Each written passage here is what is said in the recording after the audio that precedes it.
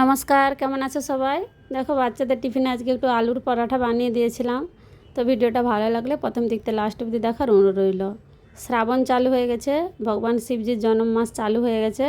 তো বিনা পেঁয়াজ রসুনেই বানিয়েছিলাম। আবার কেউ হয়তো জিজ্ঞাসা করবে যে এখনও শ্রাবণ মাস পড়েনি, ভাদ্র মাস এই আষাঢ় মাস আছে, সরি আষাঢ় মাসের এখনও 3-4 দিন আছে, কিন্তু তিথি নক্ষত্রের ব্যাপার থাকে। শ্রাবণ আজ থেকেই চালু হয়ে গেছে। দেখো আমি ঘরালু যে সকল মশলা সরষের তেল দিয়ে বানাচ্ছি, আদাকে গ্রেট করে দিয়েছি, দিয়ে মশলার সাথে ঝাল লঙ্কার গুঁড়া দিই না, এটা কাশ্মীরি লাল লঙ্কার গুঁড়া ছিল, কাঁচা লঙ্কাটা দিয়েছি হালকা, স্বাদ অনুসার নুন, একটু ধনেপাতা দিয়ে আলুটাকে ভালো করে এরকম মেখে নিয়েছি। বাস আলুটা আমার রেডি হয়ে গেছে।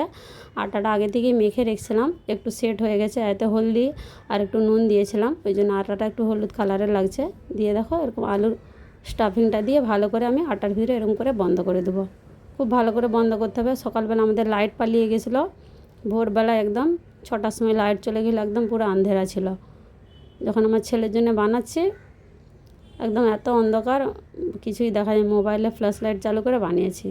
সবগুলোকে এরকম করে বানিয়ে নিয়েছি। আমাদের এখানে শ্রাবণ মাসে কেউ কেউ আছে, এখানে অনেকেই আছে জুতো পরেনি, পুরা শ্রাবণ পারলে তারা পেঁয়াজ রসুন খায়নি, ননভেজ তো খায়নি, পেঁয়াজ রসুনও খায়নি। দেখো এরকম করে সবগুলো বানিয়ে নিয়েছিলাম, দিয়ে টিফিনে ভরে নিচ্ছি। আমার মেয়ে বলে, আমি ছোটো মেয়ে বলে আমি খাবো না, আমাকে মাখানা রোস্ট করে দাও, সেই জন্য তাকে মাখানা রোস্ট করে দিয়েছিলাম। তো ভিডিওটা কেমন লাগলো অবশ্যই বলবে। সবাই ভালো থাকবে, সুস্থ থাকবে। আবার মিলবো নেক্সট ব্লগে নতুন একটি রেসিপির সাথে। পুরো ভিডিওটা দেখার জন্য অসংখ্য ধন্যবাদ।